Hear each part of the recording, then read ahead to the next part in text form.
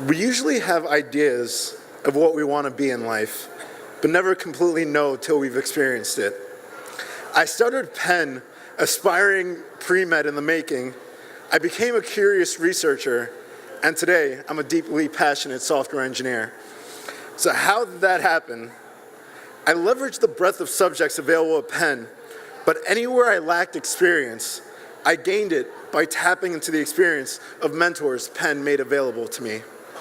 Interning at Chopin at Penn Med, every question I asked and procedure I observed with my physician mentors made it clear to me, medicine and research could satisfy my desire for deep understanding, but didn't meet my insatiable need to create things from scratch. To satiate that need, I took an entrepreneurship course here at Penn, during which I made sure to tap into the experience of every single founder that walked through these doors. Leaning on those experiences, I recognized that building a company could potentially fulfill those desires, but it was in the work of building a product that I was able to find software engineering, the craft that allows me to create regularly and understand something new almost daily.